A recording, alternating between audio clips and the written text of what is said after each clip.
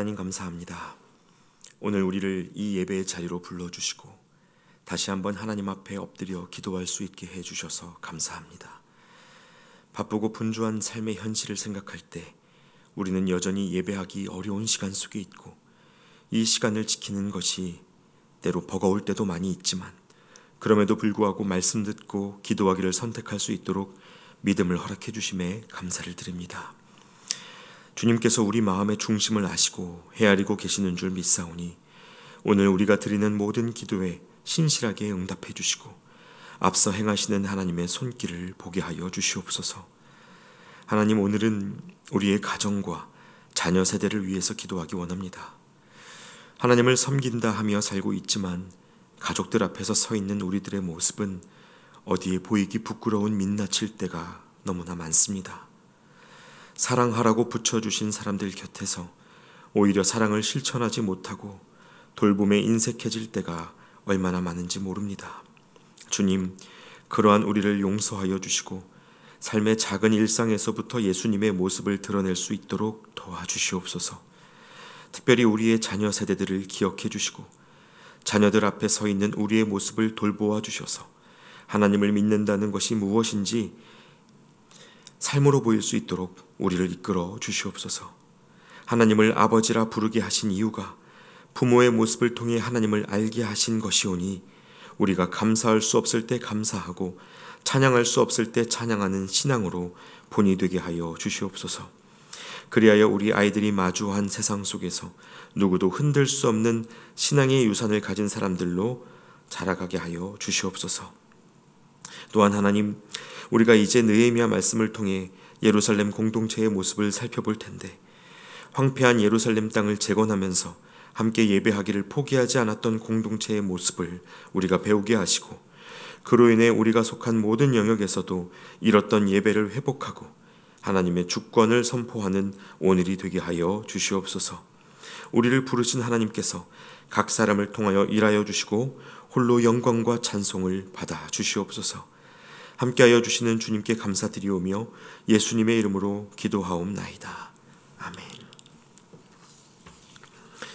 이제 오늘 우리에게 주시는 하나님의 말씀 함께 보겠습니다.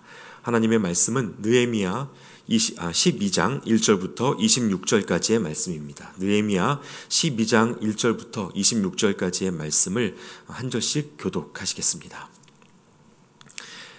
스알디엘의 아들 스룹바벨과 예수아와 함께 돌아온 제사장들과 레위 사람들은 이러하니라. 제사장들은 스라야와 예레미야와 에스라와 아마랴와 말룩과 핫투스와 스가냐와 르훔과 무레못과 이또와 긴느도이와 아비야와 미야민과 마아디아와 빌가와 스마야와 요아립과 여다야와 살루와 아목과 힐기야와 여다야니 이상은 예수아 때의 제사장들과 그들의 형제의 지도자들이었느니라. 레위 사람들은 예수아와 빈느이와 간미엘과 세레비아와 유다와 mat다냐니 이 mat다냐는 그의 형제와 함께 찬송하는 일을 맡았고, 또 그들의 형제 박부갸와 운노는 직무를 따라 그들의 맞은편에 있으며, 예수아는 요야김을 낳고 요야김은 엘리야십을 낳고 엘리야십은 요야다를 낳고 요야다는 요나단을 낳고 요나단은 얏두아를 낳았느니라. 요야김 때의 제사장 족장된 자는 스라야 족속에는 무라야요, 예레미야 족속에는 하나냐요, 에스라 족속에는 무술람이요, 아마랴 족속에는 여호하나니요, 말루기 족속에는 요나단이요, 스바냐 족속에는 요셉이요, 하림 족속에는 아드나요, 무라옅 족속에는 헬게요, 이또 족속에는 스가랴요, 긴느돈 족속에는 무슬람이요, 아비야 족속에는 시그리요, 미냐민 곧 모아디아 족속에는 빌데요, 빌가 족속에는 삼무아요, 스마야 족속에는 여호나단이요, 요야립 족속에는 마뜨네요, 여다야 족속에는 우시요, 살레 족속에는 갈레요, 아목 족속에는 에베리요, 힐기야 족속에는 하사비아요, 여다야 족속에는 느다넬이었느니라. 엘리야십과 요야다와 요하난과 얏두아 때의 레위 사람의 족장이 모두 책에 기록되었고, 바사왕 다리오 때의 제사장도 책에 기록되었고, 레위 자손의 족장들은 엘리야십의 아들 요하난 때까지 역대지략에 기록되었으며 레위 족속의 지도자들은 하사비아와 세레비아와 간미엘의 아들 예수아라. 그들은 그들의 형제의 맞은편에 있어 하나님의 사람 다윗의 명령대로 순서를 따라 주를 찬양하고 감사하고 마따냐와 박부기야와 오바댜와 무술람과 달몬과 악굽은 다 문지기로서 순서대로 문안의 곳간을 파수하였나니 이상의 모든 사람들은 요사닥의 손자 예수아의 아들 요야김과 총독 느헤미야와 제사장 겸 학사 에스라 때에 있었느니라. 아멘. 할렐루야. 여러분 잘 오셨습니다. 그리고 오늘 말씀 본문 함께 읽으시느라 수고 많으셨습니다.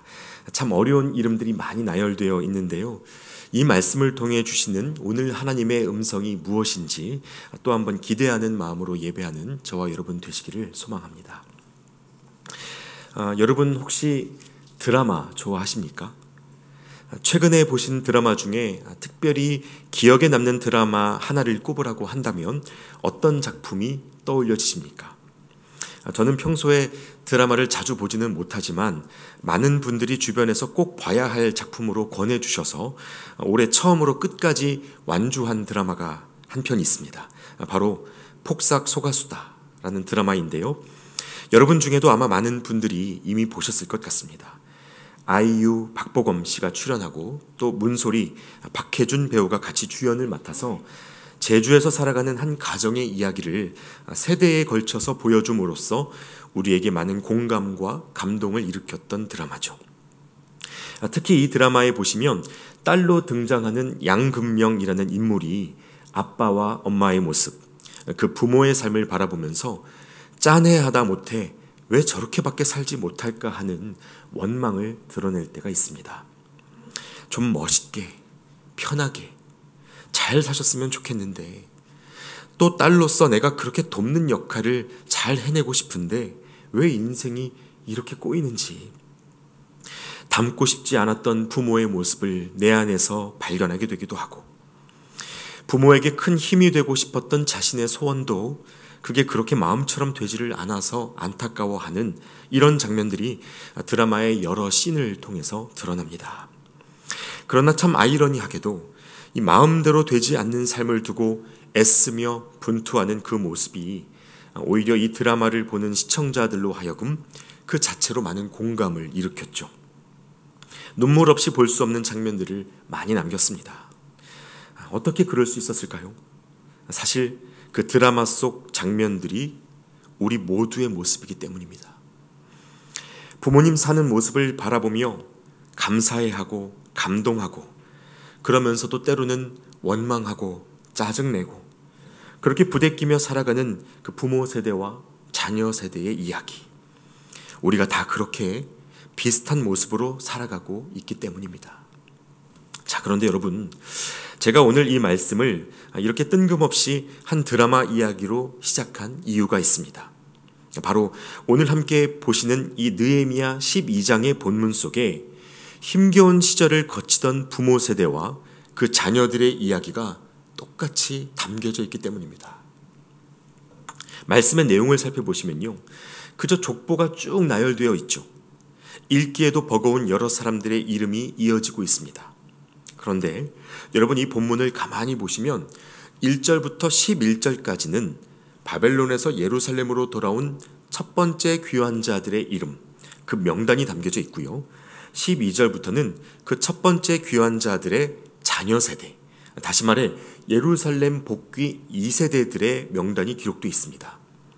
특별히 이 명단은 제사장 가문의 족보이고 종교 지도자들의 명단이라고 말할 수도 있는데요. 바벨론에서 예루살렘으로 처음 돌아와서 그 성전을 재건하고 하나님께 예배하는 일을 회복시키기 위해서 애썼던 그 사람들의 이름이 남겨져 있는 것입니다. 여러분, 이들의 인생을 한번 상상해 보시면 좋겠습니다. 예루살렘은요, 70년 동안이나 버려졌던 말 그대로 폐허 그 자체였습니다. 그 땅에서 살아갈 방도를 찾기도 쉽지 않았고 예배를 드리면서 온 백성이 함께 모이는 그런 장면은 상상하기도 어려웠습니다. 그러나 지금 이 본문 1절부터 11절까지 기록된 이 제사장들이 그 어려운 역할을 해냈죠. 마치 드라마 폭삭 속았수다의 양관식이라는 인물로 대표되는 아버지 세대가 그랬던 것처럼 가족을 먹여 살리고 하나님이 맡기신 일들을 묵묵히 감당하는 그 부모 세대의 역할을 바로 이 본문 속 예루살렘 1세대가 행했던 것입니다. 자, 그런가 하면 그런 부모 세대를 바라보는 자녀들이 또 있었겠죠. 그때 부모의 고생을 바라보는 이 자녀들의 마음은 어땠을까요?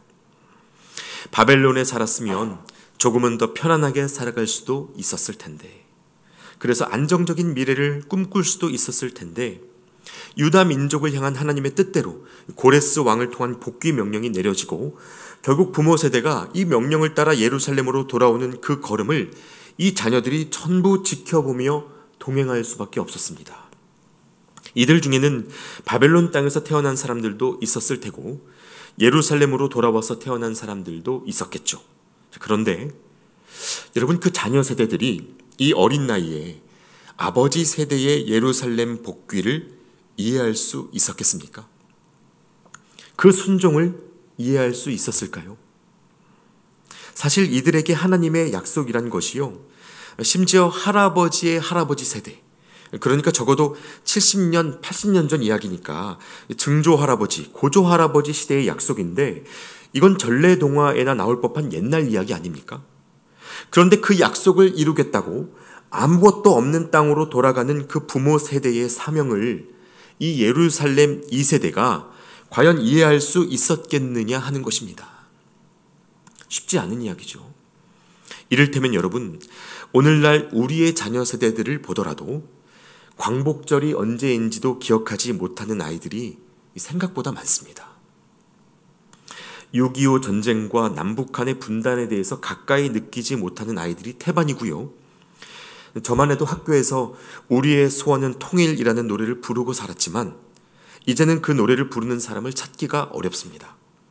그러니 우리 자녀들이 광복의 가치, 통일의 가치를 얼마나 느끼며 살아가고 있는가 질문하면 많은 것을 기대하기는 어렵죠.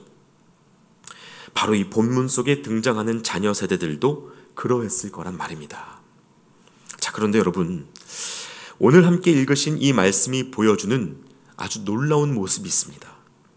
12절 이후에 등장하는 예루살렘 복귀 2세대들의 이름을 보면요, 이 제사장의 후손들, 그 수많은 사람들이 아버지 세대의 예배를 이어가고 있다는 것을 우리가 확인하게 됩니다. 여러분, 이것이 얼마나 놀라운 일입니까? 바벨론에서부터 예루살렘까지 부모 세대가 고생을 하며 이동하는 것을 어려서부터 같이 감당해 왔고, 돌아와서는 예루살렘의 황폐한 땅을 일구고 먹고 살 길을 찾고, 그러면서도 성전을 짓고 예배를 재건하는 그 어려운 과정을 이 자녀들이 다 지켜봤습니다. 그러나 그럼에도 불구하고 이 자녀 세대가 그 길을 떠나지 않았다는 것, 여전히 제사장으로서 하나님을 섬기는 일에 임하고 있었다는 것을 지금 이 말씀이 보여주고 있다는 말입니다. 여러분, 자녀들을 위해서 기도하고 있는 분들이 많이 계시는 줄 압니다. 우리 아이들의 인생에 하나님과의 동행이 끊어지지 않기를 기도하는 분들이 우리 안에 정말 많이 계십니다. 여러분, 저는 저와 여러분의 가정 안에 정말 이러한 신앙의 유산이 잘 전수되고 예배가 이어지는 은혜가 있으시기를 바랍니다. 부모의 고생을 보면서 하나님 섬겨봤자 소용없구나 이렇게 생각하는 것이 아니라, 힘들어도 고되도 하나님을 섬기는 이 걸음이 이렇게 복되고 아름답고 행복하구나 라는 이 고백이 우리 자녀들의 마음과 입술로부터 터져나오는 은혜가 있기를 바랍니다. 아무리 하나님의 약속을 따라 바벨론 포로에서 자유를 얻고 예루살렘으로 돌아왔다고 해도 이것이 한 세대의 신앙으로만 끝나고 만다면 여러분, 그것이 무슨 의미가 있겠습니까? 부모 세대가 왜 그렇게 하나님을 섬기며 살고 있는지, 그것이 우리 삶의 어떤 의미와 가치인 것인지 자녀들이 알지 못한다면 그 신앙이 얼마나 허무하겠습니까? 그래서 여러분, 결국 우리가 품게 되는 한 가지 질문이 있는데요. 어떻게 해야 믿음의 유산, 그 신앙의 전수가 온전하게 일어날 수 있을까 하는 질문입니다. 우리가 정말 많은 애를 써오지 않았습니까? 주일 아침마다 이 침대에서 나올 생각을 안 하는 그 아들, 딸, 그 이불을 걷어내 보기도 하고, 교회 안 갈 거냐고 소리도 질러보고, 성경책 사이사이에 용돈을 넣어두고는 거기까지 읽으면 네 돈이다, 이런 이벤트를 해보기도 하면서 어떻게 하면 우리 아이들이 하나님 섬기는 삶을 잘 이어갈 수 있을까 많은 고민을 해왔습니다. 그런데 여러분, 신앙의 전수에서 핵심이 될 만한 내용이 바로 오늘 본문 속에 담겨져 있습니다. 말씀해 보시면 이 예루살렘 공동체가 하나님을 예배하는 가문으로서 이 부모 세대와 자녀 세대가 동일하게 감당했던 일들이 무엇이었는지 기록되어 있는데요. 24절 후반부 말씀을 새번역 성경으로 같이 한번 읽어보시겠습니다. 예배를 드릴 때에 그들은 하나님의 사람 다윗 왕이 지시한 대로 동료 레위 사람들과 함께 둘로 나뉘어 서로 마주보고 서서 화답하면서 하나님께 찬양과 감사를 드렸다. 자, 여러분, 이들이 무엇을 했다고 되어 있습니까? 서로 마주보고 서서 화답하면서 하나님께 찬양과 감사를 드렸다고 이야기합니다. 여러분, 여기에서 마주보고 서서 화답했다라는 말은 성전에서 찬양을 하는 사람들이 서로 마주보고 번갈아 가면서 찬송을 부르는 일종의 교창을 묘사하는 표현으로 이해하실 수 있습니다. 우리 국악에서 매기고 받는다고 말하는 그런 음악적 기법을 보여주는 표현이라는 것이죠. 그러나 여러분, 이 구절은 본질적으로 공동체의 지체들이 서로 마주보며 찬양과 감사를 나누는 교제의 모습을 보여주는 것이기도 합니다. 하나님을 기억하고 높여드리는 찬양, 그리고 자신과 서로의 삶을 인정하고 기대하는 감사, 이 두 가지가 있을 때 하나님 앞에 함께 드리는 예배가 이루어졌다는 것입니다. 여러분, 바로 이것이 우리가 서로에게 신앙을 흘러보낼 수 있는 거의 유일한 방법입니다. 물론 하나님 앞에 감사와 찬양을 드리라는 말이 조금은 진부하게 들리실 수도 있습니다. 자녀 세대의 신앙을 이어가게 하는 비결이 겨우 우리가 당연히 알고 있던 감사와 찬양이라는 건가? 너무 식상한 답이라고 생각하실지도 모르겠습니다. 그러나 여러분, 이 바벨론에서 돌아와서 예루살렘을 재건해야 했던 그 시대 사람들의 상황을 생각해 보면 이건 감사할 수 없을 때의 감사이고 찬양할 수 없을 때의 찬양입니다. 삶에서 이해되지 않는 순간들을 마주할 때에도, 하나님이 왜 나를 이런 삶으로 이끌어 가시나 하는 질문이 마음과 생각을 채울 때에도 그분의 인도하심과 살아계심을 인정하는 것, 여러분, 이것이 감사이고 찬양입니다. 그리고 또 한 가지 오늘 본문이 권면하는 것은 그러한 감사와 찬양을 하나님 앞에 홀로 올려드릴 뿐만 아니라 서로 마주보고 함께 나누라는 것입니다. 여러분, 제가 단언하건대 이러한 감사와 찬양의 나눔은 저와 여러분의 가정을 완전히 새롭게 바꾸는 능력이 될 것입니다.